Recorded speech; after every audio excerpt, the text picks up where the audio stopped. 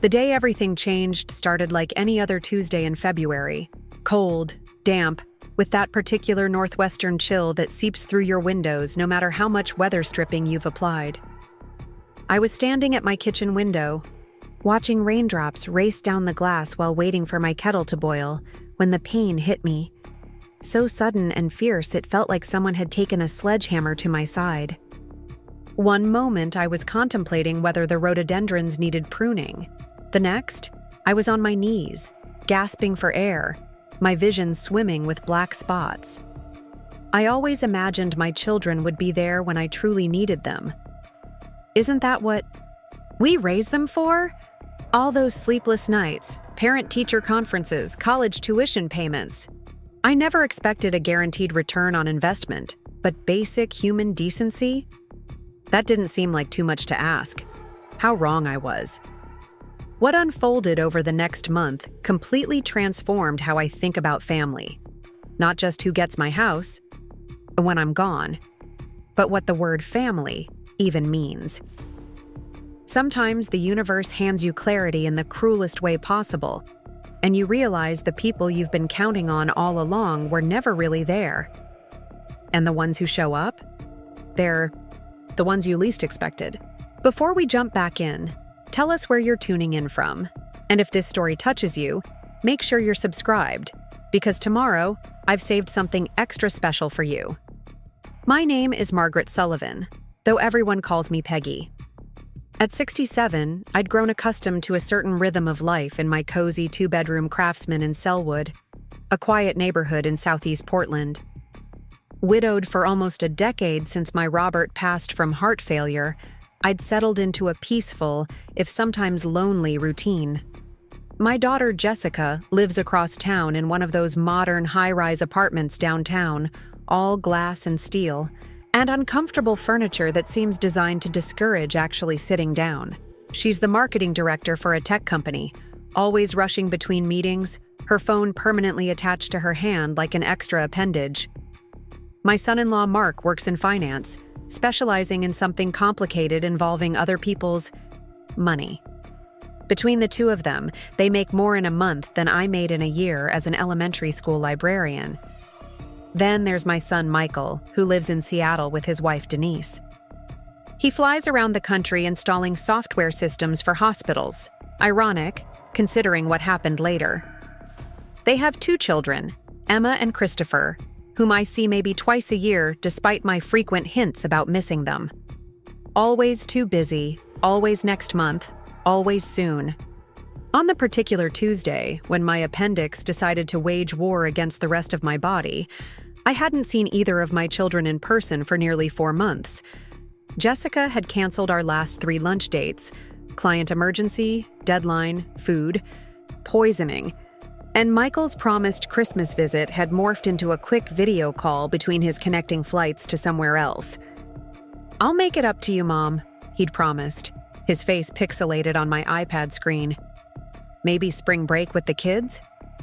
Spring always seemed to be coming, but never quite arriving in my relationship with my children. The only constant presence in my daily life was Helen Winters, my next-door neighbor for the past 8 years. A retired nurse in her early 60s, Helen had moved in after her divorce and quickly became a fixture in the neighborhood. Not in an intrusive way, Helen respected boundaries better than most, but in that steady, dependable fashion that makes you realize someone's importance only when you try to imagine your life without them.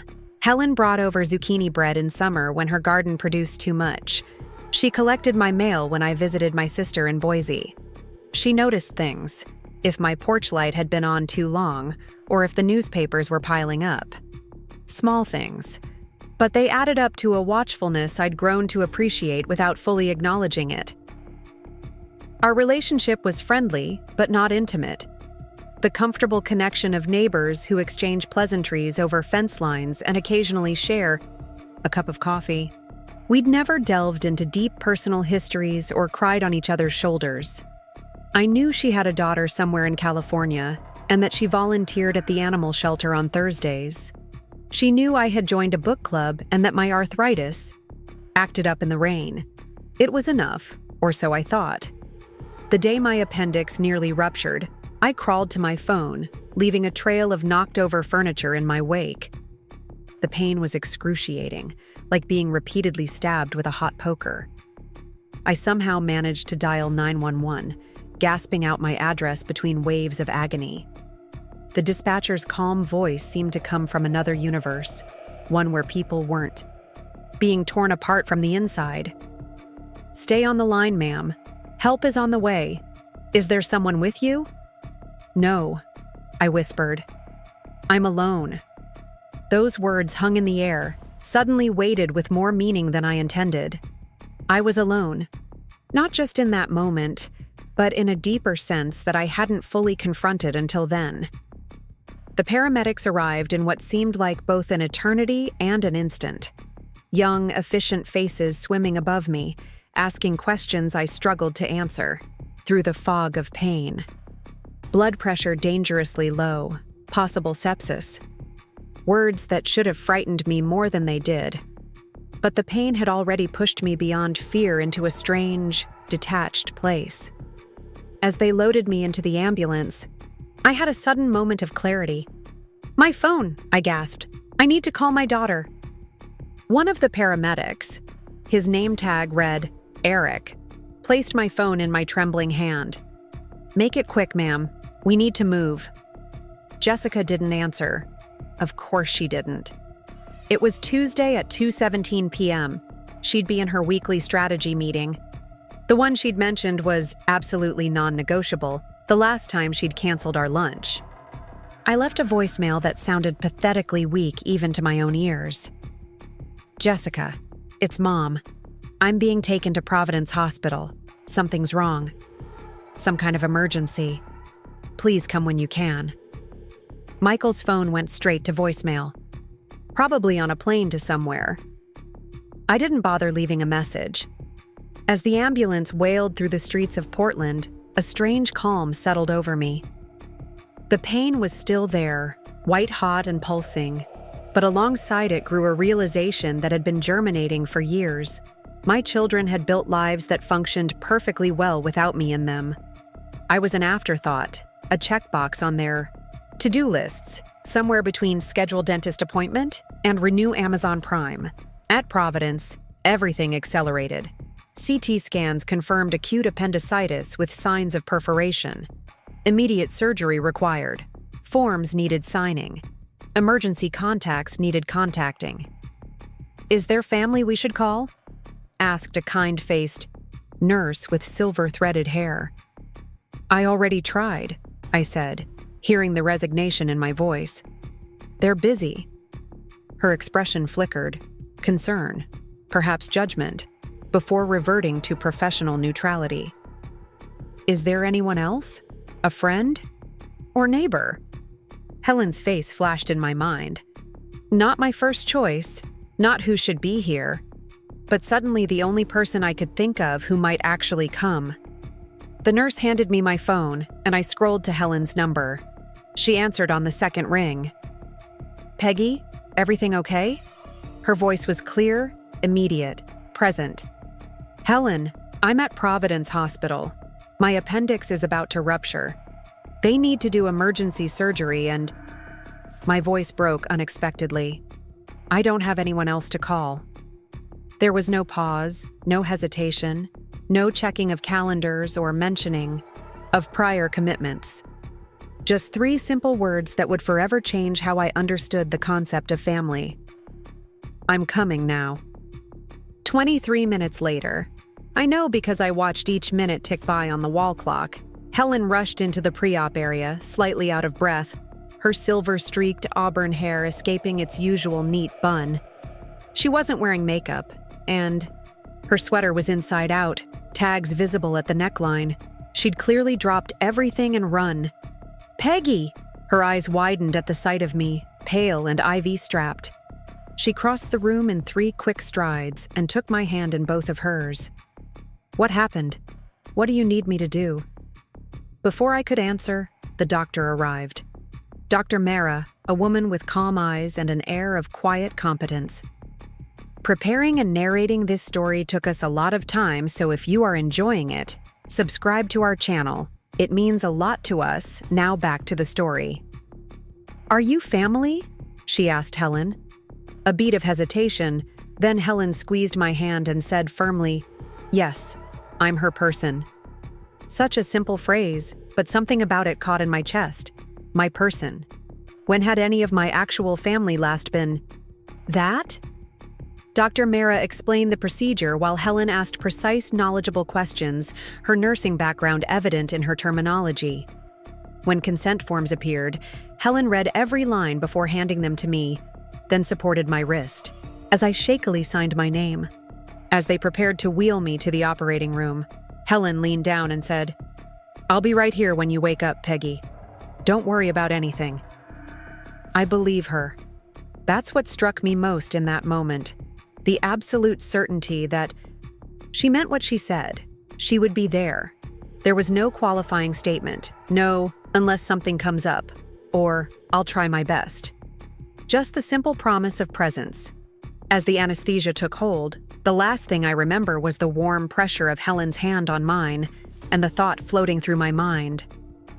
Why is my neighbor showing more care than my own children? I woke to the muted beeping of machines and the disorienting sensation of lost time. The recovery room was dimly lit, suggesting evening had fallen. My mouth felt desert dry, my throat raw from intubation. The pain in my side had transformed from the sharp, immediate agony to a deeper, duller throb. And true to her word, Helen was there, sitting in the uncomfortable-looking chair beside my bed. She'd changed clothes. Someone must have gone to her house, but otherwise looked exactly as promised. Present. Her reading glasses perched on her nose. She was absorbed in a worn paperback with a cracked spine, the kind of book that's been read many times before. I must have made some sound because she looked up immediately, setting the book aside without marking her place. "You're awake," she said softly, leaning forward. "How's the pain? Do you need the nurse?" I tried to speak, but could only manage a dry croak. Helen reached for a cup with a straw, gently lifting my head to help me sip the cool water. Such a small gesture, but performed with the natural ease of someone accustomed to caring for others. "Jessica?" I managed to whisper after the blessed relief of water. A flicker of something crossed Helen's face. Hesitation, perhaps discomfort. "I called both your children from your phone," she said carefully. "Left messages explaining what happened. Jessica texted back about an hour ago. She's in the middle of some big client presentation, but said she'll try to come by tomorrow morning." I closed my eyes, absorbing this information without surprise. Of course, the client presentation. Always something more important. "Michael?" I asked, though I already knew the answer. He called back. He's in Chicago until Friday, but he's going to try to get a flight out tomorrow night if he can reschedule his meetings. If he can reschedule, always conditions, always qualifications. I nodded, unsure what to say. What was there to say? That my adult children had more pressing matters than their mother's ruptured appendix? That in the calculus of their priorities, I ranked somewhere below work commitments, but hopefully above getting the oil changed in their cars. Helen saved me from having to respond by pressing the call button for the nurse. "They'll want to know you're awake." The doctor said everything. Went well, by the way. They got to it before complete rupture, though there was some infection they're treating with antibiotics. The nurse arrived, checked my vitals, adjusted my pain medication, and asked the standard post-operative questions. Throughout it all, Helen remained by my side, occasionally translating medical jargon or asking follow-up questions I was too groggy to formulate. After the nurse left, I turned to Helen, suddenly overwhelmed by gratitude and shame in equal measure. "You should go home and rest," I told her. "You've done more than enough. I'll be fine here overnight." Helen looked at me steadily, her hazel eyes serious. "Do you actually want to be alone, Peggy? Or are you just saying that because you feel bad about imposing?" The directness of her question caught me off guard. In my family, we never addressed emotional needs so plainly. We operated in hints and assumptions, often miscommunicating as a result. Helen's straightforwardness was both disarming and refreshing. "I don't want to be a burden," I admitted. "You're not," she said simply. I brought my overnight bag. The nurse showed me where the family room is if I want to lie down, but honestly, these chairs recline, and I've slept in worse places during my nursing days. "But your plans," I started to protest. "Can wait," she finished firmly. "Book club will survive without me this once." The matter-of-factness of her decision to stay stunned me into silence. No complaints, no martyrdom, no subtle reminders of the sacrifice being made, just the simple choice to be present for someone in need. As the night deepened around us, Helen dimmed the lights further and settled into the reclining chair with her book. I drifted in and out of sleep, the pain medication creating a strange, floating sensation. Each time I opened my eyes, Helen was there, sometimes reading, sometimes checking her phone, once simply looking out the window at the city lights, but always there. Around midnight, a text message alert chimed from my phone on the bedside table. Helen glanced at it, then at me, unsure whether to disturb my rest. "It might be Jessica," I said, fully aware of the hope in my voice. Helen handed me the phone. The message was indeed from Jessica, but it wasn't what I'd been hoping for. "Sorry, Mom. Presentation ran late, then emergency dinner with clients. We'll try to stop by hospital before work. TMRW. Hope surgery went well. Love you." 6 hours. Since she'd known about my emergency surgery, and this was her response. Not a call, not a change in plans, just a text explaining why she still couldn't come. And that familiar phrase, "We'll try." The perpetual escape clause. I handed the phone back to Helen without comment, but something must have shown on my face because she asked gently, "Not good news?" "Just Jessica being Jessica," I said, attempting lightness but hearing the hurt in my own voice. "Always busy with something more important."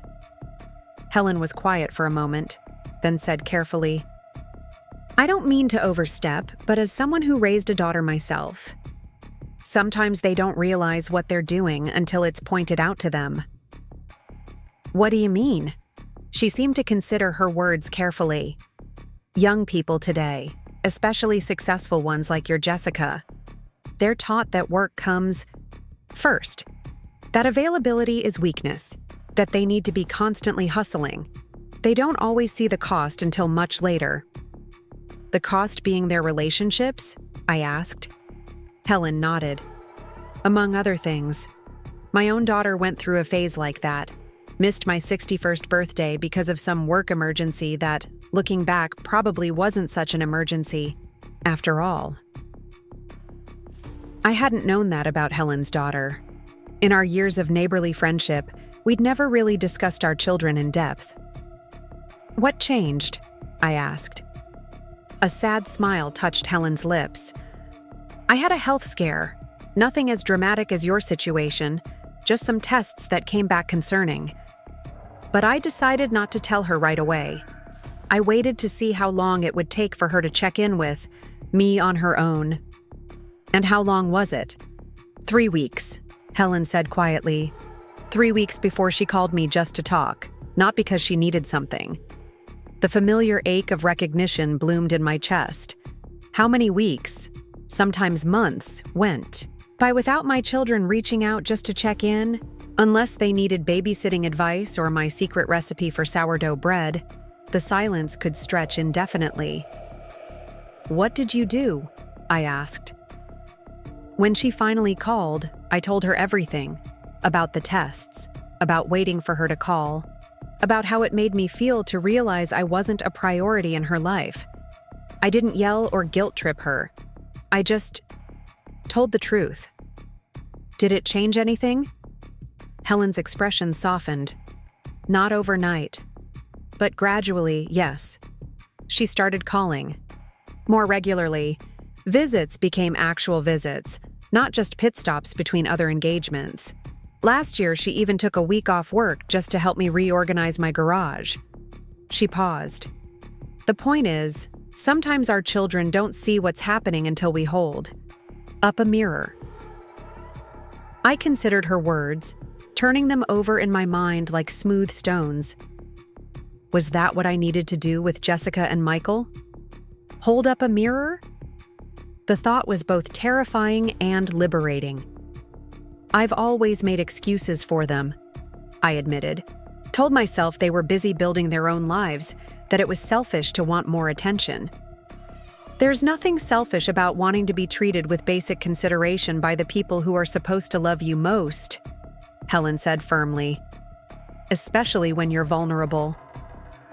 Her words landed with unexpected force, breaking through defenses I hadn't even realized I'd built. For years, I'd told myself that good mothers don't make demands, that loving your children means accepting whatever scraps of attention they can spare. I'd convinced myself that my loneliness was the natural order of things, the price of having successful children. But lying there in that hospital bed, with my neighbor of 8 years keeping vigil while my own children sent text messages and possibly, we'll see promises of visits, something cracked open inside me. A realization that felt like both grief and liberation. I deserved better than this. Not because I was perfect. I'd made plenty of mistakes as a mother, but because basic human care shouldn't be contingent on perfection. Because the woman sitting beside me, who had no obligation beyond neighborly courtesy, had shown more genuine concern than the people I'd given my life to raising. "Thank you," I said to Helen, my voice catching. "Not just for being here, but for seeing me." She reached out and squeezed my hand gently. "Get some rest, Peggy. Tomorrow's another day." As I drifted back to sleep, one clear thought formed in my mind, solidifying with a certainty that surprised me. Something needed to change. And for once, I wouldn't be the one making all the accommodations. Morning arrived with the harsh fluorescent reality of hospital lighting and the clatter of breakfast trays in the hallway. I blinked awake to find Helen still there, now folding a hospital blanket she must have used during the night. She looked tired, but smiled when she saw me watching her. "How's the pain this morning?" she asked, setting the blanket aside and coming to stand beside me. "Less stabbing, more throbbing," I replied, attempting to shift my position and immediately regretting it. "Definitely still there." "That's normal. The surgeon said they caught it just before complete rupture, so the inflammation was significant." Helen pressed the call button. "Let's get your pain medication adjusted." A nurse came in, young, with a brightly patterned scrub top featuring cartoon dogs, and checked my vitals, administered medication, and explained that Dr. Mara would be by on rounds later that morning. "Your daughter called the nurse's station about 20 minutes ago," she mentioned casually as she updated my chart. "Said she'd be stopping by around 8 before work." I glanced at the clock. 7:23 a.m. A spark of something like hope flickered in my chest. Jessica was coming. Maybe the emergency had finally penetrated her busy schedule, made her realize what mattered. Helen must have read my expression. "That's good," she said warmly. "I'll step out when she arrives. Give you two some time." "You don't have to leave," I said quickly, then felt embarrassed by my neediness. "I should head home anyway, shower and change," Helen replied tactfully. "I can come back this afternoon if you'd like." Before I could respond, my phone buzzed with an incoming text. Helen handed it to me, and I squinted at the screen. "Traffic nightmare downtown. Can't make 8 a.m. visit work. We'll try for lunch break around 1. Sorry, Mom." The disappointment hit with a physical force, like a deflation in my chest. Try. That word again. We'll try. "Jessica can't make it," I said, hating the flatness in my voice. "Traffic." Helen didn't question or comment, just nodded and squeezed my hand. The simple acceptance in her gesture felt more validating than any words of comfort could have been. She understood that this wasn't just about a missed hospital visit, but about a pattern, one that was becoming increasingly difficult to ignore. "I think I'd like it if you came back later," I admitted. "If it's not too much trouble." "It's no trouble at all," Helen said. "I'll go home, take care of a few things, and be back after lunch. Is there anything you need from your house? Comfortable? Clothes, books, your own toiletries?" The thoughtfulness of the question caught me off guard. Such a simple thing, to consider what might make me more comfortable, yet it hadn't occurred to Jessica or Michael to offer. "My blue robe would be nice," I said. "It's hanging on the back of my bedroom door. And maybe my Kindle from the nightstand?" "Consider it done." Helen gathered her purse and the overnight bag she'd brought. "My phone will be on if you need anything before I get back." After she left, I lay in the quiet room, listening to the muted symphony of hospital sounds beyond. My door, the rhythmic beeping of monitors, the squeak of rubber-soled shoes on linoleum, the distant chime of an elevator arriving. A wave of melancholy washed over me, not just about Jessica's canceled visit, but about the larger realization that kept crystallizing with each passing hour. The people I had given everything to, my children, my flesh and blood, couldn't seem to give me even their presence when I needed it most. Dr. Mara arrived around 9:30, her white coat impeccably pressed despite the early hour. She examined my incision, checked my chart, and seemed pleased with my progress. "The antibiotics are working well," she informed me. "We'll keep you another day or two to make sure the infection is fully under control, but you're looking much better than when you came in." "When can I go home?" I asked. "Possibly tomorrow afternoon if all continues well, but you'll need someone to stay with you for at least the first night." "My daughter will—" I started automatically, then stopped, the reality of the situation catching up with my reflexive response. Would Jessica actually take time off work to stay with me? The answer seemed painfully obvious. Dr. Mara's expression remained neutral, but something in her eyes suggested she understood the unfinished sentence. "We'll need to make sure you have proper support before discharge. Your neighbor, Helen is it? Mentioned she's a retired nurse. That's fortunate." I nodded, not trusting myself to speak. The assumption that Helen would step in where my family should be felt both comforting and profoundly sad. "I'll check on you again this evening," Dr. Mara said, making a final note in my chart before heading to the door. She paused there, turning back with a slightly softer expression. "Ms. Sullivan, recovery isn't just physical. Don't hesitate to tell us if you need additional support of any kind." After she left, I picked up my phone again, staring at Jessica's text. On impulse, I did something I rarely allowed myself to do. I expressed my actual feelings instead of accommodating hers. "I'm disappointed, Jessica. I had emergency surgery and nearly died. I needed you here." My thumb hovered over the send button for a long moment before I pressed it, my heart racing as if I'd done something dangerous. Perhaps I had.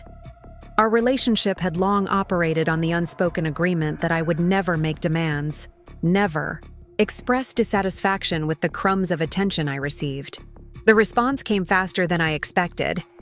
"That's not fair, Mom. I'm juggling a million things right now. I said I'll come at lunch." No apology, no acknowledgement, just defensiveness and that promise again. "I'll come at lunch." As if showing up for your hospitalized mother was a favor rather than a basic human obligation. I set the phone down without replying, suddenly exhausted by the familiar dance. The justifications, the excuses, the implied message that my needs were an inconvenience to her carefully scheduled life. The morning crept by. A physical therapist came to help me take a short, painful walk around the floor to prevent blood clots, she explained cheerfully. A hospital volunteer brought a selection of magazines that looked like they'd been in the waiting room since 2015. I dozed fitfully, the combination of pain medication and emotional exhaustion pulling me under. I awoke to the sound of the lunch cart in the hallway. 12:47 p.m. I glanced at my phone. No messages from Jessica, no calls from Michael, just emptiness where family should be. At 1:23 p.m., my phone buzzed again. Crisis with the Anderson account. Can't get away for lunch after all. Will definitely come after work. Sorry again. I didn't bother responding. What was there to say that hadn't been said 100 times before? That hadn't been ignored 100 times before? Helen returned at 2:00 p.m., freshly showered and carrying a small duffel bag containing my robe, Kindle, toiletries, and, to my surprise, a thermos of homemade soup. The nurse said you can have clear liquids, she explained, setting up a small cup of the golden broth. It's just chicken bone broth with a little lemon and ginger. Hospital food is notoriously bland. The smell alone was restorative, something homemade and nourishing in the sterile hospital environment. I sipped it gratefully, the warmth spreading through my chest. Jessica texted, I said after a while. She can't make lunch either, says, she'll come after work? Helen nodded, not commenting on the obvious pattern. Instead, she asked, did Michael call back? No. The single word contained volumes of disappointment. Helen busied herself arranging my few belongings on the bedside table, giving me space to process my feelings without uncomfortable platitudes. Dr. Mara says I might go home tomorrow, I said finally, but I'll need someone to stay with me the first night. Helen looked up, her expression calm. I can do that, Peggy. It's no problem. I can't ask you to do that, I protested weakly, even as relief flooded through me at her offer. You didn't ask. I offered. She smiled gently. Besides, I'm a nurse. I'm qualified. But don't you have plans? The book club or… Peggy, Helen interrupted firmly but kindly. Let someone help you without arguing about it. You'd do the same for me, wouldn't you? The question stopped me short. Of course I would, without hesitation. Why was it so hard to accept that someone might want to do the same for me? Yes, I admitted. I would. Then it settled. She patted my hand and changed the subject. Now, would you like me to read to you for a bit? I downloaded that new mystery your book club is reading onto your Kindle. The afternoon passed in the comfort of Helen's steady presence. She read aloud when I was awake, sat quietly when I dozed, and handled the parade of medical staff with the practiced ease of someone who had once been one of them. When the physical therapist returned for another walking session, Helen walked alongside us, carrying my IV pole and offering encouragement. By 5:30 p.m., I was settled back in bed after a sponge bath, wearing my own soft blue robe over the hospital gown, feeling more human than I had since this ordeal began. Jessica should be here soon if she's coming after work, I remarked, trying to keep my tone neutral. Helen glanced at her watch. Would you like me to step out when she arrives? No, I said, surprising myself with the firmness of my response. I'd like you to stay. At 6:15 p.m., my phone rang, Jessica's name flashing on the screen. I answered, already knowing what was coming. Mom, she began, her voice harried and slightly breathless. I am so sorry. The Anderson crisis turned into a complete meltdown, and I've got to stay for an emergency meeting with the executive team. I won't be able to make it tonight. Despite having anticipated exactly this, the disappointment still stung sharply. I see, I said, my voice deliberately even. I feel terrible about this, I really do, she continued, the background noise suggesting she was walking quickly somewhere. I'll definitely come first thing tomorrow morning. How are you feeling? Like someone who just had emergency surgery and whose daughter can't find time to visit, I replied, the words escaping before I could filter them. There was a moment of startled silence on the other end. This wasn't our usual script. I typically responded to her cancellations with understanding, with, don't worry about it, or These things happen. Mom, she finally said, her tone a mixture of surprise and defensiveness. That's not fair. You know how important this client is. It's not like I'm blowing you off to go shopping or something. It's never something frivolous, Jessica. It's always something important. Something that can't wait. Something more urgent than your mother. Another silence, longer this time. When she spoke again, her voice had an edge of both hurt and anger. What do you want me to do? Lose my job? Is that what would make you happy? What would make me happy, I said quietly, is if seeing me in the hospital after emergency surgery was as important to you as your client meeting. I can't believe you're doing this right now, she said. You know my job is demanding. You know I'm trying. There was that word again. Trying. Always trying. Never succeeding. I know, Jessica. You're always trying. And I'm always understanding. Maybe that's the problem. What's that supposed to mean? I closed my eyes, suddenly exhausted by the circular conversation. It means I'm going to get some rest now. Good luck with your meeting. Mom, I ended the call, my hands shaking slightly. Helen, who had discreetly moved to the window during the conversation, turned back to face me, her expression carefully neutral. That was unlike me, I said, setting the phone down. I don't usually push back. Helen returned to her chair beside my bed. How did it feel? I considered the question, searching for the right word.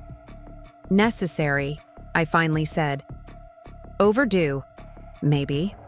She nodded thoughtfully. Sometimes the kindest thing we can do for people we love is to tell them the truth about how their actions affect us. She thinks I'm being unfair, I said. Probably because she's never had to face the consequences of her choices before, Helen replied gently. If you've always stepped aside, always understood, always made excuses for her, why would she ever need to change? The observation hit with the force of revelation. I had spent years enabling my children's neglect, convincing myself it was what good mothers did. We understood, we accommodated, we never burdened our busy children with our needs or our loneliness. I don't want to manipulate her into visiting me, I said softly. That's not the point. Of course not, Helen agreed. The point isn't to force her to show up. It's to stop pretending her absence doesn't hurt you. It's to be honest about what you need and deserve from the relationship. A nurse entered with my evening medication, interrupting our conversation. After she left, Helen stood and gathered her things. I should head home for the night, she said. You need your rest, and I promise to feed Mrs. Abernathy's cat while she's visiting her sister. A pang of anxiety shot through me at the thought of spending the night alone, but I nodded, forcing a smile. Of course, you've already done so much. Helen studied my face for a moment, then set her bag down again. Actually, I can feed Mittens first thing in the morning. I think I'll stay a bit longer, if that's okay with you. The relief must have shown on my face because she smiled and settled back into her chair without waiting for my response. Tell me about that photograph, she said, nodding toward the faded family photo I kept in my wallet, now propped on the bedside table. When was it taken? I picked up the photograph, me, Robert, Jessica, and Michael at Cannon Beach, all of us squinting into the sun and smiling. Jessica would have been about 12, Michael 9. Summer of 1998, I said, feeling the familiar ache of nostalgia. Our last real family vacation before Robert's first heart attack. You all look happy, Helen observed. We were, I said softly. Things were simpler then. The kids still wanted to be with us. Family movie nights, Sunday dinners, board games when the power went out during storms. What changed? Helen asked. I traced the edge of the photograph with my fingertip, considering the question. Everything, gradually. Robert got sick. The kids grew up. Jessica went to college and never really came home again except to visit. Michael followed a few years later. Then Robert died and I trailed off, the rest of the story hanging unspoken between us. And you were alone, Helen finished gently. Yes. I set the photograph down. They both sent money when Robert was sick, especially Jessica once she started doing well at her firm. But money wasn't what I needed then, and it's not what I need now. Have you told them that? I shook my head. It seemed ungrateful. They're busy building their own lives. What right do I have to demand their time too? Helen considered, this for a moment before responding. Peggy, there's a difference between demanding someone's undivided attention and expecting basic consideration. You raised them, cared for them when they were vulnerable. It's not unreasonable to expect some measure of that care to be returned when you're the vulnerable one. Her words settled over me like a warm blanket, validating feelings I'd been suppressing for years. The loneliness of holidays spent with friends because my children were too busy to travel. The disappointment of birthday calls that lasted 5 minutes because they were just heading into a meeting. The quiet ache of realizing I knew more about my neighbors' lives than my own grandchildren's. I don't know how to fix it, I admitted. It feels too late. It's not too late, Helen said firmly. But fixing it might require you to do something uncomfortable. Set boundaries and stick to them. Boundaries? The concept seemed foreign in relation to my children. I'd spent decades making myself available on their terms, grateful for whatever attention they could spare. Yes, boundaries. Like what you did on the phone with Jessica just now. Being honest about your feelings instead of pretending everything is fine when it isn't. I thought about how different that call had been from our usual exchanges. How for once I'd expressed my true feelings instead of swallowing them to keep the peace. It felt strange, I admitted. Almost wrong, like I was being selfish. That's because you've been conditioned to put everyone else's needs above your own, Helen said. Especially your children's. But Peggy, you matter too. Your needs matter. Your feelings matter. A lump formed in my throat, unexpected emotion welling up at her words. When was the last time someone had told me I mattered? When was the last time I'd believed it myself? What kind of boundaries are you suggesting? I asked, my voice slightly unsteady. That depends on what you truly want from your relationships with Jessica and Michael, Helen replied. But it might start with being honest about your expectations and the consequences when those expectations aren't met. Consequences? The word felt almost forbidden. I don't want to punish them. It's not about punishment, Helen clarified. It's about natural outcomes. If someone repeatedly shows you they can't be relied upon in times of need, it's natural to stop relying on them. If someone consistently prioritizes work over family, it's natural that the family relationship suffers. I considered her words, turning them over in my mind. There was wisdom there, but also fear. Fear of pushing my children further away, of losing what little connection we still had. I'm afraid, I confessed. What if being honest about my feelings just makes them pull away completely? Helen reached over and took my hand, her touch warm and reassuring. That's a valid fear. But ask yourself this. What kind of relationship are you protecting by staying silent? One where you're constantly disappointed but never say so? Where your needs are consistently overlooked? Is that truly a relationship worth preserving unchanged? The question hung in the air between us, challenging and uncomfortable. Was I clinging to a fantasy of family that no longer existed? Perhaps had never existed? Was my silence protecting a relationship or merely preserving an illusion? Before I could formulate a response, a soft knock at the door interrupted our conversation. We both looked up, surprised, as the door opened to reveal a tall figure laden with a bouquet of flowers and what appeared to be a takeout bag. Mom? Michael's voice was tentative as he stepped into the room. I caught an earlier flight. I stared at him in disbelief. emotions colliding within me, joy at his unexpected appearance, lingering hurt from his absence, confusion about what his arrival meant for the revelations I'd been processing. "Michael," I managed, my voice catching, "I didn't think you were coming until tomorrow."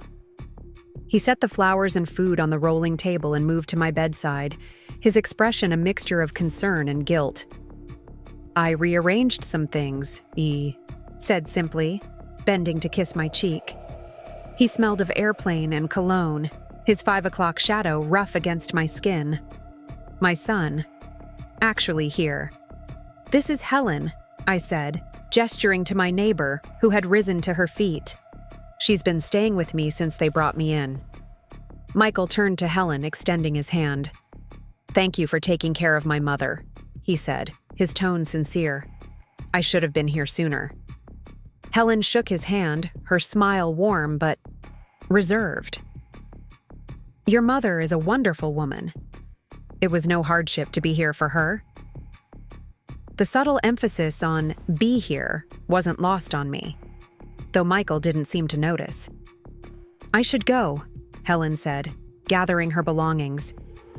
"Now that your son is here." "You don't have to," I began, but she shook her head. "You two have catching up to do," she said gently. "I'll stop by tomorrow morning before they discharge you." She squeezed my hand one last time. "Remember what we talked about." After she left, Michael settled into the chair she had vacated, opening the takeout bag to reveal containers of soup and fresh bread from my favorite bakery in the Pearl District. "I thought you might be tired of hospital food," he explained, arranging the meal on my tray. "That was thoughtful," I said, genuinely touched by the gesture. "How did you know I could have soup?" "I called your doctor this afternoon," he admitted. "Wanted to make sure I brought something you could actually eat."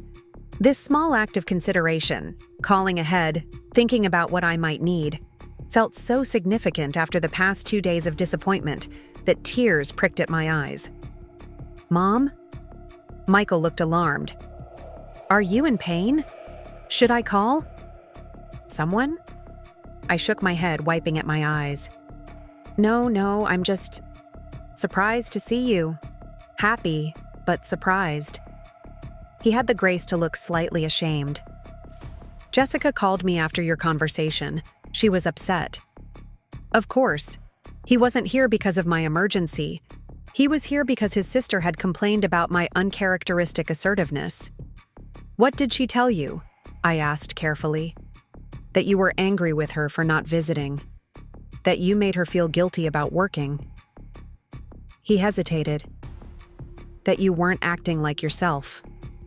I absorbed this, recognizing the familiar pattern.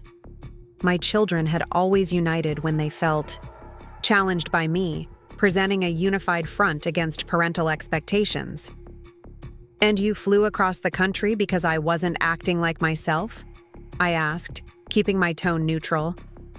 "I flew across the country because my mother had emergency surgery and I should have been here," he corrected, looking me directly in the eye. "Jessica's call just made me realize I was making the wrong choice by waiting." For a moment, I glimpsed the sensitive boy he'd once been, the child who noticed when others were hurting, who brought me wildflowers when I was sad, who hugged me tightly after his father's funeral and whispered, "I'll take care of you now, Mom." Where had that boy gone? When had career advancement and busy schedules and the constant hustle of modern life buried his innate empathy? "I'm glad you're here," I said simply, reaching for his hand. And I was. Despite everything, despite the hurt and disappointment, I loved my son. I loved both my children, even when they broke my heart. But as I squeezed Michael's hand, Helen's words echoed in my mind. "What kind of relationship are you protecting by staying silent?" I took a deep breath, gathering my courage. "Michael, we need to talk about some things. Not just about this hospital visit, but about our relationship, about what family means." He looked surprised but nodded slowly. "Okay, Mom, I'm listening. And for the first time in years, perhaps ever, I began to tell my son the truth about how I felt. Not the sanitized version designed to avoid making him uncomfortable. Not the abbreviated version that wouldn't take up too much of his precious, the full, messy, painful truth. It was time for things to change. I spent the night in a fitful sleep, drifting between dreams and the reality of hospital noises. By morning, my conversation with Michael had left me emotionally drained, but strangely liberated. For the first time in years, I'd spoken my truth, without filtering it through the lens of maternal self-sacrifice. I'm tired of being an afterthought in your lives, I had told him, my voice steady despite the emotion behind the words. I'm tired of pretending it doesn't hurt when you and Jessica consistently prioritize everything else above me. Michael had listened, his expression shifting from defensive to thoughtful as I spoke. He hadn't interrupted or tried to justify himself, a small miracle in itself. When I finished, he sat in silence for a long moment, staring at his hands. I never thought of it that way, he finally said. I always assumed you were fine. You never complained. Because complaining mothers are burdens, I replied. And I never wanted to be a burden. He'd winced at that, the truth of it clearly hitting home. What do you want, Mom? He asked. What would make this right? The question caught me off guard. What did I want? Not grand gestures or constant attention. Just presence, consideration, to be factored into their lives rather than accommodated when convenient. I want to be a priority sometimes, I said simply. Not every day, not even every week, but when it matters, like during a health crisis. I want to know my children will show up. Michael had nodded slowly, a look of genuine realization crossing his face. I can do better, he promised. We can do better. I'd heard promises before, of course, but something about the rawness of our conversation, the stripped-away pretenses, gave me hope that perhaps this time might be different. Morning arrived.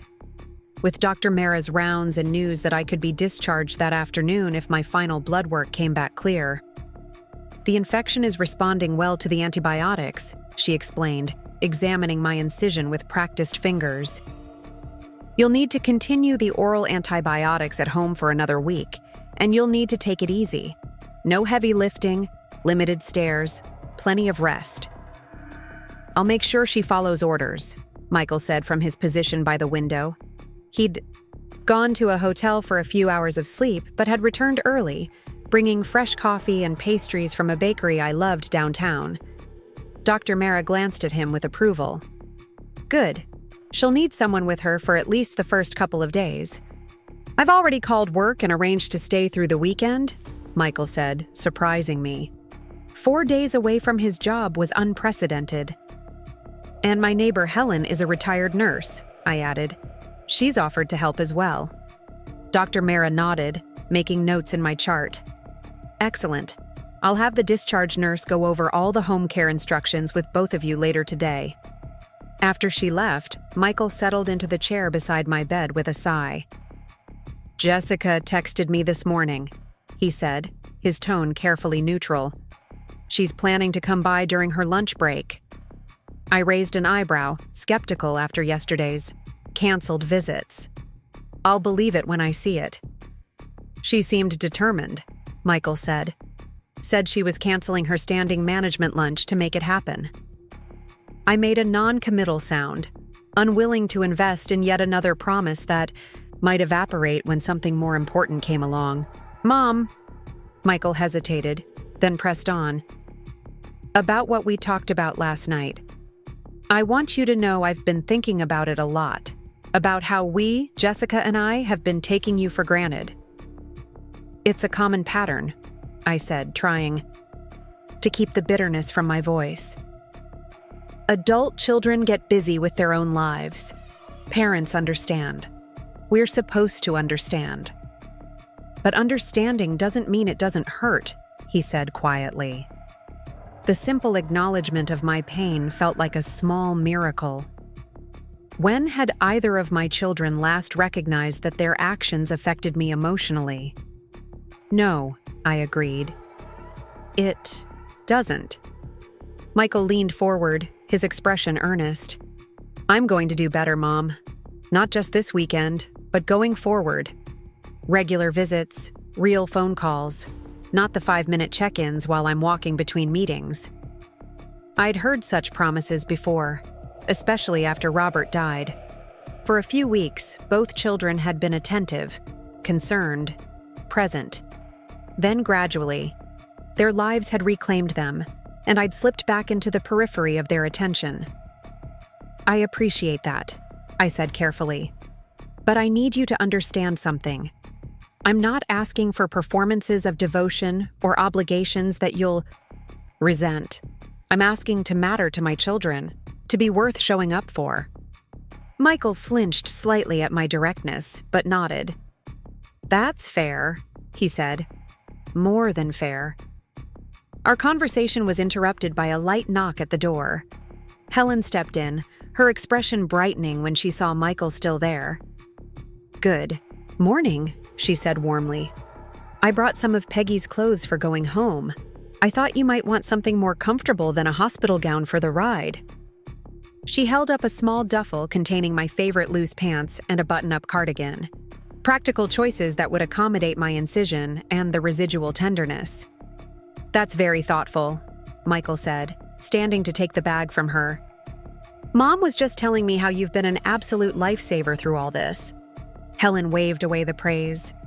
Anyone would do the same. But they didn't, I pointed out quietly. You did. The truth of this hung in the air between us, acknowledged but not dwelled upon. Michael had the grace to look slightly uncomfortable. I should let the two of you visit, he said. I need to make a quick work call anyway. Mom, I'll be back before lunch. After he left, Helen settled into the chair he'd vacated, her observant eyes taking in my appearance. You look a little stronger today, she remarked. Less pain? The medications help, I admitted, and knowing I can go home soon. Dr. Mara says this afternoon if the blood work is good. That's wonderful news, Helen said. I've aired out your house and stocked your refrigerator with some easy meals. Nothing fancy, just things you can heat up when you're hungry. Her casual kindness nearly undid me. Such a simple thing, thinking about what I might need when I got home, taking action without being asked. Why did it feel so precious, so rare? Michael said he's staying through the weekend, I told her, trying to keep my tone light. You don't need to feel obligated to… Peggy, Helen interrupted gently. I'm not doing any of this out of obligation. I'm doing it because I care about you. The simple declaration caught me off guard. When was the last time someone had said those words to me without a qualifier? I care about you too, I said, surprised by the emotion in my voice. I think I've been a bit blind to what was right next door all this time. Helen smiled, reaching over to squeeze my hand. Sometimes it takes a crisis to show us what matters, and who. We sat in comfortable silence for a while, the hospital bustling around us with its morning routines. Helen read aloud from my Kindle for a bit, then helped me wash my face and brush my teeth.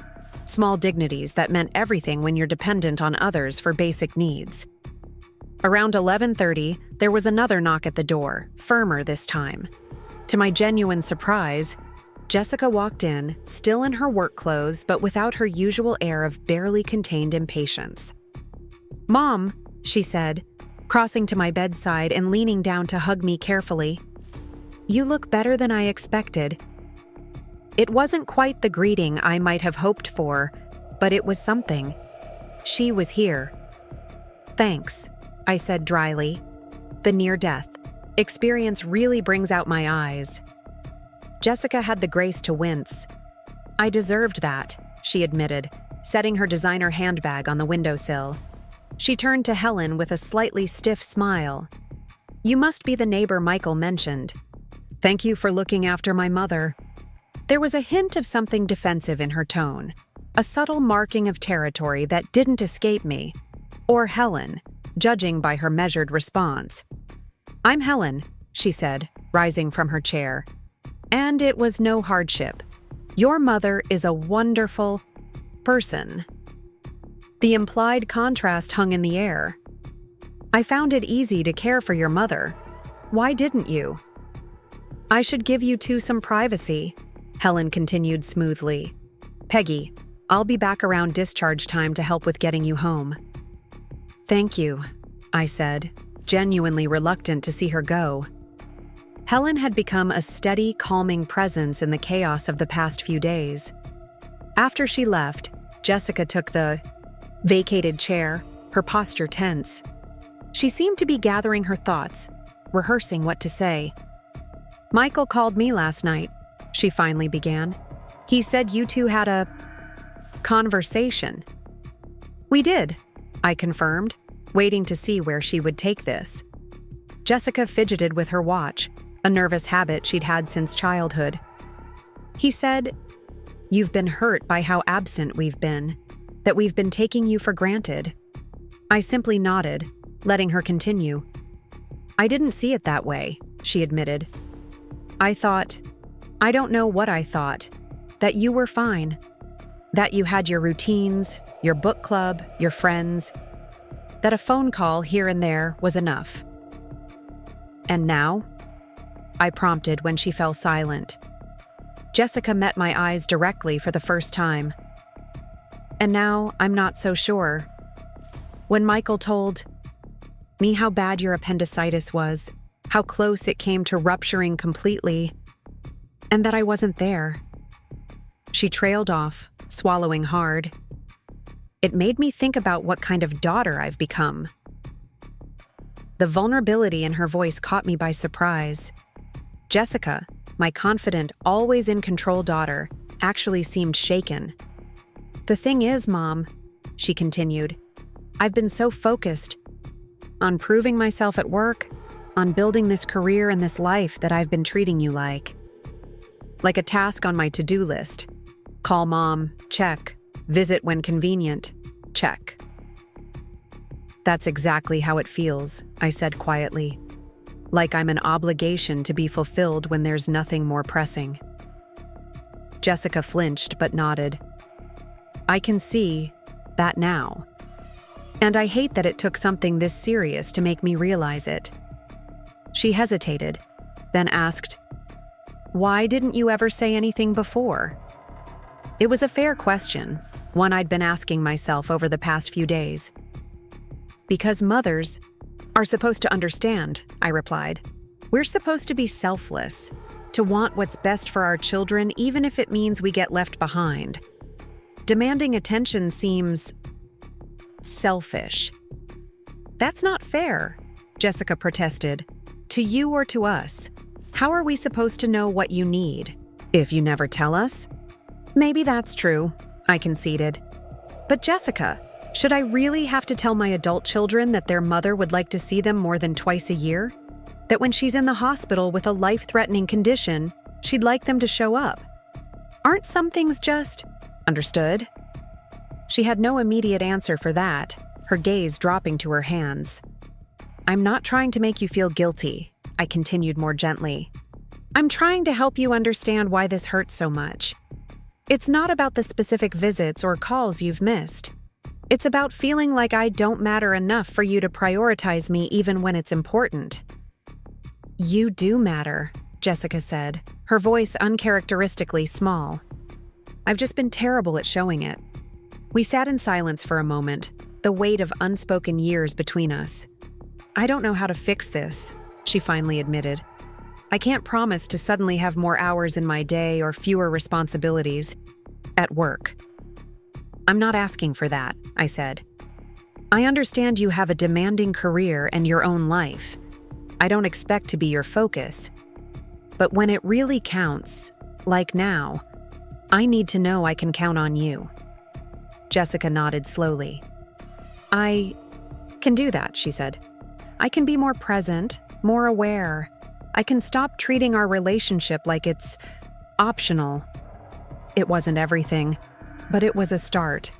A recognition of the problem, at least. And maybe, I suggested carefully, we could have a regular dinner? Once a month, just the two of us. No cancellations except for true emergencies. Not work deadlines, not client meetings. I'd like that, Jessica said. And to my surprise, she seemed to mean it. First Sunday of every month? I'll put it in my calendar as a recurring appointment. With your mother, not a client, I couldn't resist adding. A ghost of a smile crossed her face. Noted. The rest of her visit passed more comfortably than I'd expected. She caught me up on her work projects, but without the usual breathless importance attached to every deadline and meeting. She asked thoughtful questions about my recovery, taking notes on her phone about the medications and restrictions. It felt, for the first time in years, like she was actually seeing me as a person rather than an obligation. When Michael returned, around 12:30, he seemed pleasantly surprised to find Jessica still there, the two of them falling into the easy sibling banter I hadn't heard in far too long. For a brief, shining moment, it felt like family again. My children engaged, present, connected. The discharge process took longer than expected, as these things often do. Blood work had to be reviewed, prescriptions written, forms signed in. Triplicate. Helen returned as promised, bringing a soft throw blanket for the car ride home. Hospital air conditioning can be brutal, she explained. By mid-afternoon, I was finally cleared to leave, a wheelchair procured for the hospital's mandatory exit protocol. Michael handled the paperwork while Jessica and Helen helped me change into the clothes Helen had brought. The simple act of wearing regular clothes again after days in a hospital gown made me feel more human, more myself. "Who's driving?" the discharge nurse asked as she helped me into the wheelchair. "I am," both Michael and Jessica said simultaneously. "I brought my car," Michael added. "I can follow behind," Jessica offered. "That way we'll have two vehicles at Mom's house." The nurse looked pleased as she noted this on her clipboard. "It's good you have so much support, Mrs. Sullivan." I glanced up at Helen, who stood quietly to the side, her presence as steady and unobtrusive as it had been throughout this ordeal. "Yes," I agreed. "I'm very fortunate." The drive home passed in a blur of mild pain medication and spring sunshine filtering through the car windows. Michael drove carefully, avoiding potholes, and taking turns with exaggerated gentleness. Jessica followed in her sleek company car, having apparently extended her lunch break into the rest of the afternoon without explanation or apology to her office. Helen had gone ahead to make sure everything was ready, and when we pulled into my driveway, I saw she'd placed a small bouquet of daffodils from her garden on my front porch, a cheerful splash of yellow against the weathered wood. Getting from the car to the house was a slow, painful process. Hospital corridors had not prepared me for the reality of navigating real-world spaces with an abdominal incision. Every step required calculation, every movement a negotiation with pain. Michael supported one elbow, Jessica the other, while Helen opened doors and cleared paths ahead of us. Inside, I found my home transformed in subtle, thoughtful ways. Pillows arranged on the couch for optimal support. A small table moved beside it with essentials within easy reach. Tissues, water, my reading glasses, the remote control. The smell of homemade soup warmed the air, and fresh flowers brightened the coffee table. "Helen, you've done too much," I protested weakly as I was settled onto the couch. "Hardly anything at all," she countered, tucking the throw blanket around my legs. "Just the basics." But it wasn't basic. It was extraordinary in its ordinariness, the kind of care that anticipated needs before they arose, that paid attention to the small comforts that make vulnerability bearable. Jessica glanced around the living room, taking in the evidence of Helen's thoughtfulness with an expression I couldn't quite read. Appreciation mingled with something else. Perhaps the realization that this level of attention was foreign to her, a language of care she'd forgotten how to speak. I should make some tea, she said suddenly, heading toward the kitchen. Second cabinet by the stove, Helen called after her. I put the kettle on the front burner. An awkward moment passed as Jessica registered that Helen knew my kitchen, better than she did. She hesitated, then nodded her thanks before disappearing into the other room. Michael helped arrange pillows behind my back, his movements careful but slightly uncertain. Is this comfortable? Do you need anything else? This is fine, I assured him. Thank you. The afternoon settled into a strange new rhythm. My children and my neighbors circling each other like planets finding a new orbit, all revolving around my convalescence. Helen knew where everything was but deferred to Michael and Jessica when they wanted to help. Jessica made phone calls to the pharmacy about my prescriptions, her professional efficiency finding purpose in practical tasks.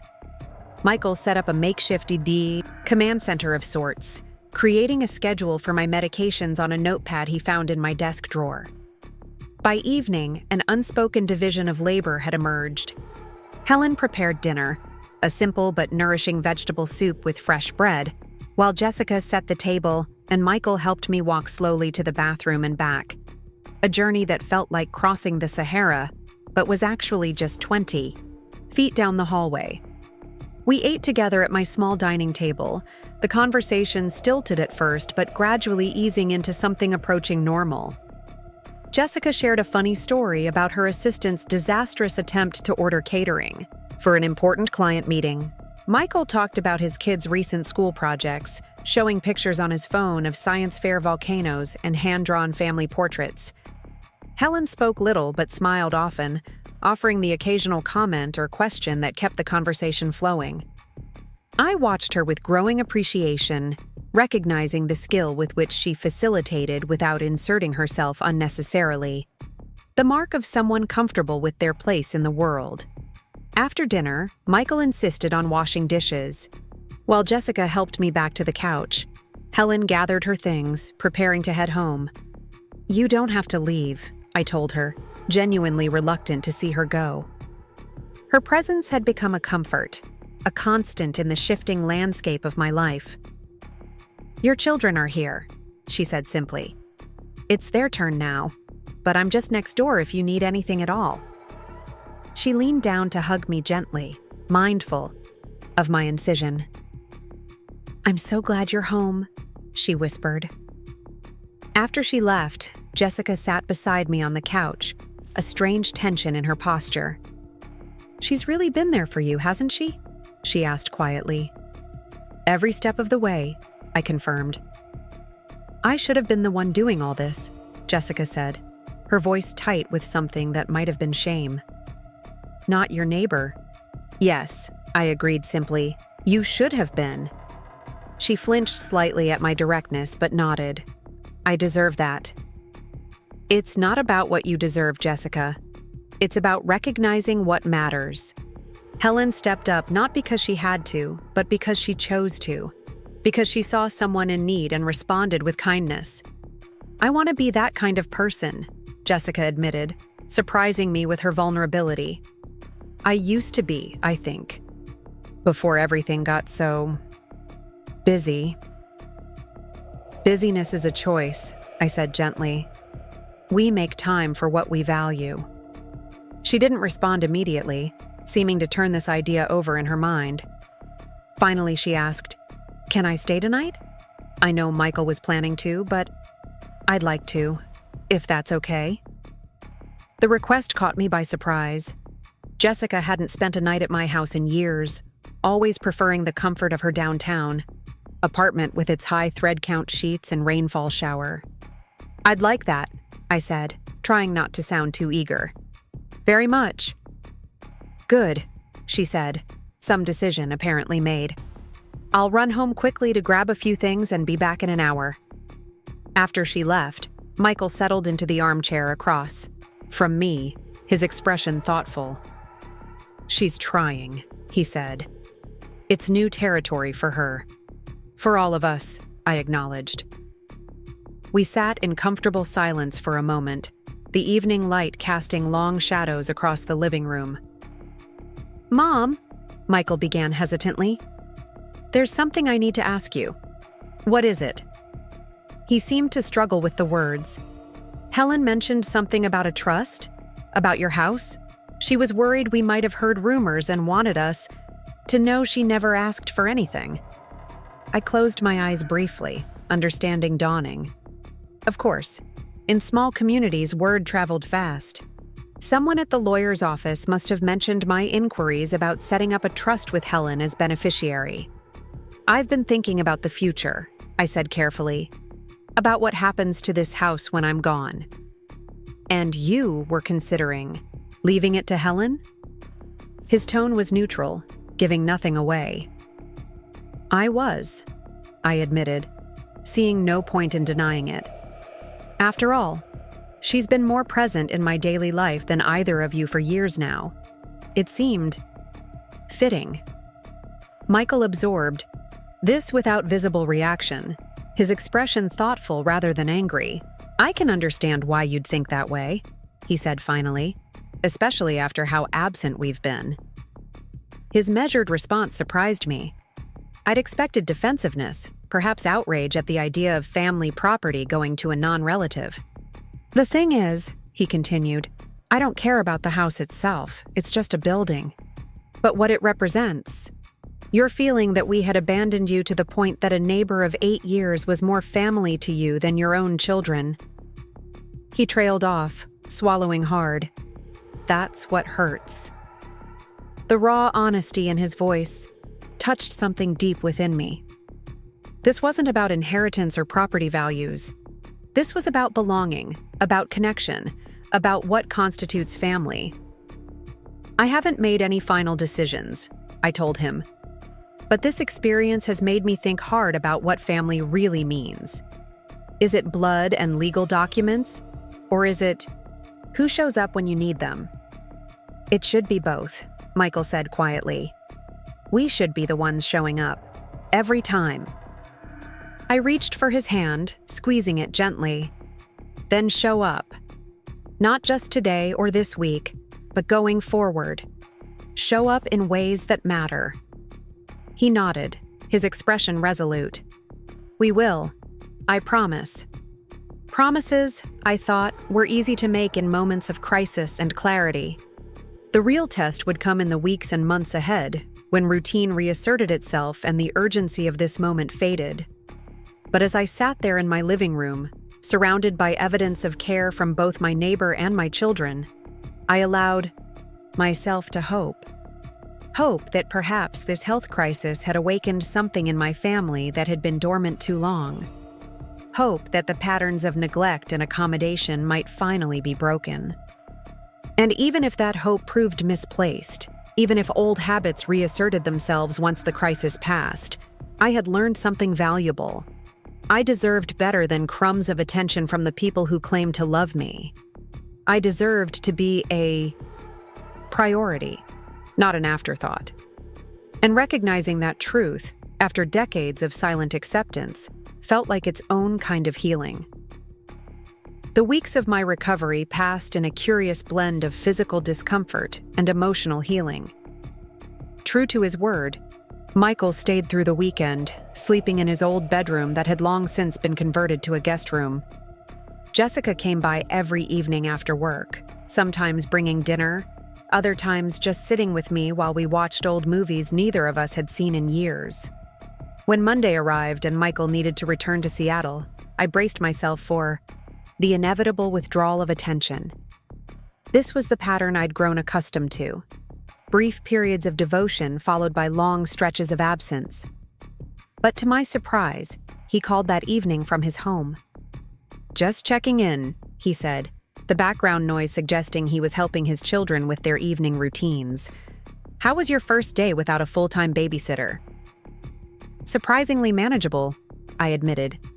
Jessica stopped by during her lunch break, and Helen brought over a casserole for dinner. "Good," he said, genuine relief in his voice. "I was worried about you being alone." I'm not alone, I realized as I said it. And for the first time in years, it felt true. After we hung up, I sat in my favorite armchair by the window, watching the evening light fade over my small garden. Helen had planted some spring bulbs along the fence line years ago, and they were just beginning to emerge. Tiny green spears pushing through the soil with quiet determination. Like hope, I thought. Persistent, despite everything. The following weekend brought another surprise. Michael returned with his entire family in tow. Denise, whom I hadn't seen in nearly a year, gave me a warm hug and immediately took over kitchen duties. Emma and Christopher, now 10 and 8, filled the house with the kind of chaotic energy only grandchildren can bring, their excitement at exploring Grandma's house making me realize how little they actually knew of my daily life. "Mom, we've been talking," Michael said Saturday evening after the children were in bed. We sat on the back porch, wrapped in sweaters against the spring chill, watching the stars emerge above the old maple tree. "That sounds ominous," I joked, though something in his tone made me pay attention. Denise and I were thinking, what if we move back to Portland? The question caught me completely off guard. Michael had been in Seattle for over a decade, his career and family firmly established there. "What? Why would you do that?" He glanced at Denise, who nodded encouragingly. "A few reasons," he said carefully. "My company is opening a Portland office, and they've offered me a position heading it up. The kids are still young enough that changing schools wouldn't be too disruptive. And," he hesitated, "I want Emma and Christopher to really know their grandmother, not just visit her twice a year." I sat very still, afraid to betray how deeply his words affected me. The thought of having my son's family nearby, of regular Sunday dinners and school performances, of being a grandmother in more than just name, it was almost too much to hope for. "What about your house in Seattle?" I asked practically, trying to temper my reaction. "We'd sell it," Denise spoke up. "The market's good right now. We could find something here, maybe even in this neighborhood." She smiled. "That is, if you wouldn't mind having us closer." "Mind?" I repeated, my voice catching.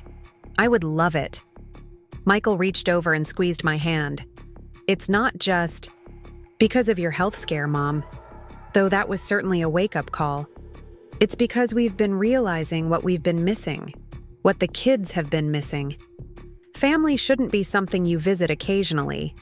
It should be part of your everyday life." I thought of all the missed birthdays, the school plays I'd never seen, the everyday moments of my grandchildren's lives that had passed without me. The enormity of what I'd lost, what we'd all lost, through years of distance suddenly hit me with full force. "When would this happen?" I asked, trying to keep my voice steady. "Probably this summer," Michael said. "We'd need to sell the house, find a new one here. The kids would start school in the fall." That would be wonderful," I managed, though the word seemed inadequate for the emotion swelling within me. Later that night, after everyone had gone to bed, I sat alone in my living room, too full of thoughts to sleep. This unexpected turn of events felt almost miraculous, an answered prayer I'd long since stopped praying. Yet beneath my joy lurked a sliver of caution. How much of this decision was motivated by genuine desire for change, and how much by guilt? Over my hospitalization? Would Michael regret uprooting his family once the immediate crisis had passed? I was still mulling these questions the next morning when Helen came by with fresh muffins for the visitors. She seemed delighted to meet Michael's family properly, listening with genuine interest as Emma showed off her latest art project, and Christopher detailed his Minecraft creations in exhaustive specificity. "You have a beautiful family," she told me later, as we sat on the porch swing while the others played an impromptu game of badminton in the backyard. "They're talking about moving back to Portland," I confided, still hardly believing it myself. Helen's eyebrows rose in surprise. "That's a big change. How do you feel about it?" "Hopeful," I admitted, but also a little afraid to believe it's really happening. She nodded, understanding without need for further explanation. Changes made in moments of crisis don't always stick, she said carefully. But sometimes they do. Sometimes it takes a shock to make us reassess what matters. That's what I'm counting on, I said, watching as Michael chased his squealing daughter around the yard, Denise laughing from the sidelines. That this isn't just guilt or temporary concern, but a real reassessment. Time will tell, Helen said gently. But either way, you've already won something important. They're seeing you, really seeing you, perhaps for the first time in years. She was right, I realized. Regardless of whether they moved closer, my children were finally recognizing me as a person with needs and feelings, not just a role or an obligation. The honest conversations we'd had in the hospital had broken through years of practiced distance, creating space for something new to grow. By Sunday evening when they departed, Jessica heading back to her downtown apartment, Michael and his family to the airport, I felt a curious mixture of sadness and contentment. The house seemed too quiet after their departure, but it was a different kind of quiet than before. Not the silence of neglect, but the peaceful aftermath of connection.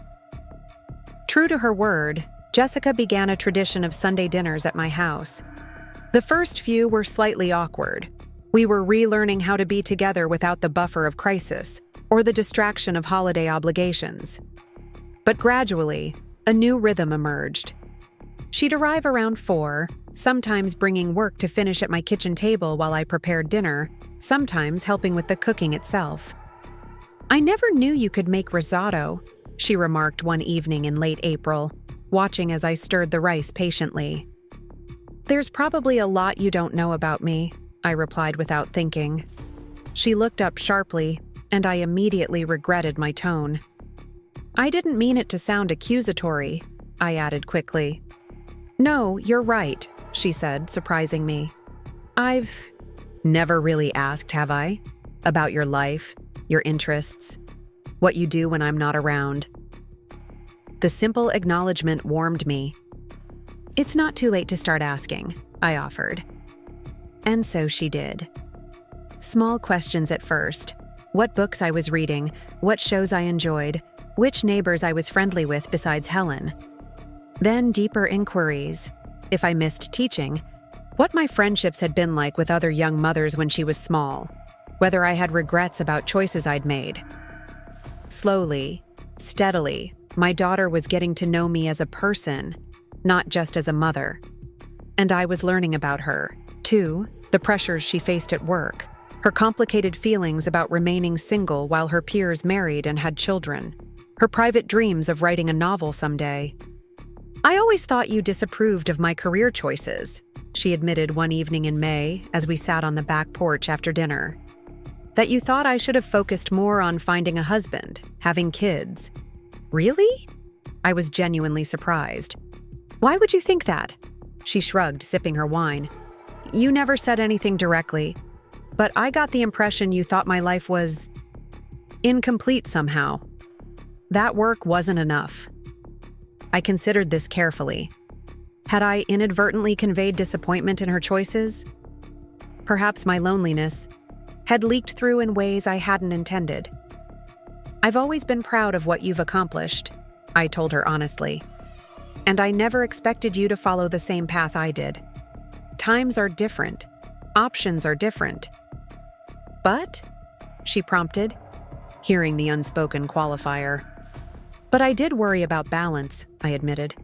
Not because I wanted you to be married or have children specifically, but because I've seen how all-consuming your career has become, how little room it seems to leave for other kinds of joy.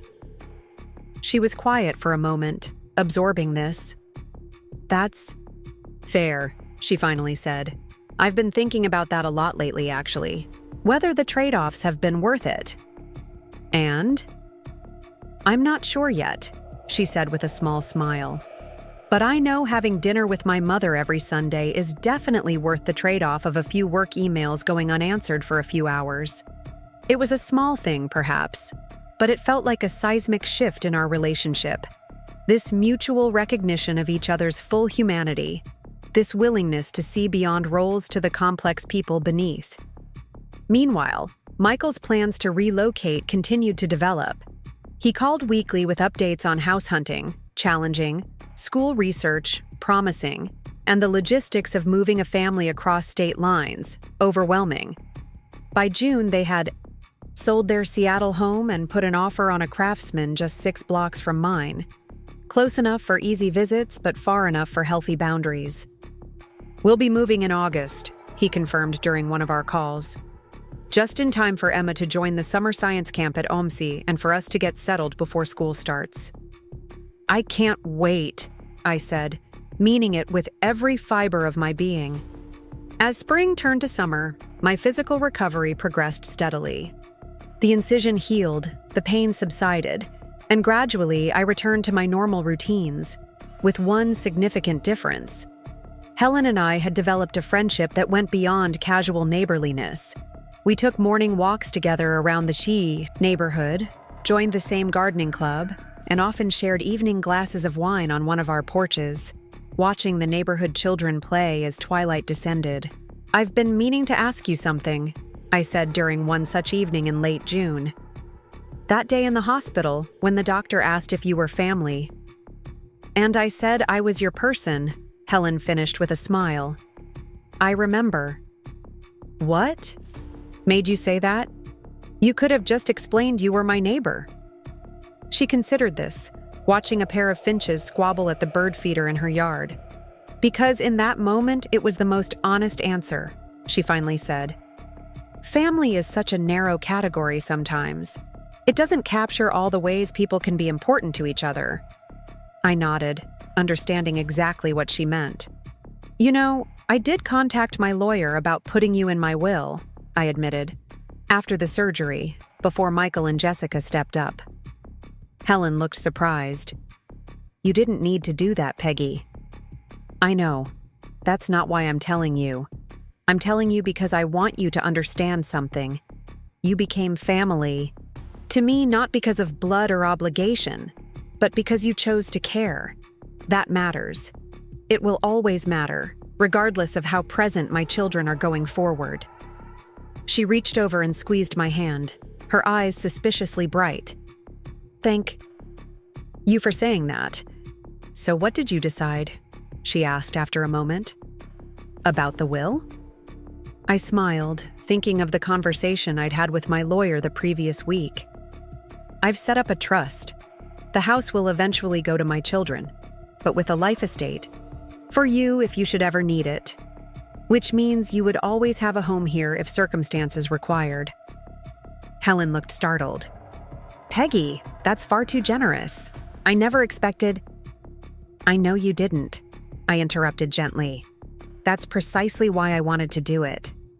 Not because I expect you'll need it, but because I want you to know you'll always have a place in my family, however we define that term." She blinked rapidly, clearly moved. "I don't know what to say." "You don't need to say anything. Just promise you'll keep bringing over those lemon scones on Sunday mornings. They're Jessica's favorite too, you know." We laughed, the moment of intensity easing into comfortable companionship once more. July arrived with a heat wave and final preparations for Michael's family's move. Jessica surprised me one weekend by enlisting Helen's help to repaint my kitchen, a project I'd been talking about for years but never quite gotten around to. "I figure the house should look its best when it becomes family central," Jessica explained, roller in hand, droplets of sage green paint spattering her old college t-shirt. "Family central," I repeated, amused. "Well, with Michael's crew just down the street, this is going to be the natural gathering place, isn't it? Sunday dinners will need to expand." The casual certainty with which she assumed ongoing family gatherings, not just occasional holiday visits but regular sustained connection, filled me with quiet joy. "I suppose you're right," I agreed, trying not to sound too eager. "Though we might need a bigger table." "Already ordered," Helen chimed in from her position by the window trim. "A housewarming gift from me. It extends to seat 10. I stared at them both, these two women who had become the pillars of my daily life in such different ways. You two have been conspiring behind my back? Just a little, Jessica admitted with a grin. For good causes only. It struck me, then, watching my daughter and my neighbor, my friend, working side by side, how much had changed since that terrible day in February when pain had driven me to my knees. What had begun as a health crisis had rippled outward, transforming not just my relationships with my children, but my understanding of what family could mean. The first week of August brought moving day. Michael and Denise's belongings arrived, in a massive truck that barely fit down the narrow street. Neighbors emerged from their homes to help, including Helen, who organized a rotation of food delivery so the new arrivals wouldn't have to worry about cooking amid the chaos of unpacking. Standing on their front porch that evening, watching as Emma and Christopher raced through the unfamiliar rooms claiming spaces and discovering nooks, I felt a sense of completion I hadn't experienced in years. My son was home. Not just visiting, not just passing through, but home. Happy? Michael asked, coming to stand beside me as Denise directed movers with the placement of furniture inside. Very, I admitted, though I keep waiting for the other shoe to drop. He glanced at me curiously. What do you mean? I hesitated, not wanting to dampen the joy of the moment, but needing to be honest. Part of me still wonders if all this, the move, Jessica's Sunday dinners, the regular calls, if it's just a reaction to my health scare, if it will last once the memory of that crisis fades. Michael was quiet for a moment, considering my words. That's fair, he finally said. We don't have the best track record for consistency. He turned to face me fully, his expression serious. But Mom, even if the crisis was the catalyst, the change is real. I can't speak for Jessica, but I know that for me, what happened forced me to confront truths I'd been avoiding for years, about priorities, about the kind of father and son I want to be, about what matters at the end of the day. He gestured toward the moving truck, the new house, the neighborhood. This isn't guilt, this is course correction. And maybe we needed that shock to see clearly, but the clarity itself isn't temporary. I wanted desperately to believe him. And standing there in the warm August evening, watching his children explore their new home just blocks from mine, it was easier to believe than it had been in those first uncertain days of my recovery. Besides, he added with a slight smile, we've signed a 30-year mortgage. That's a pretty significant commitment to this new arrangement. I laughed, feeling some of my lingering anxiety ease. Well, when you put it that way.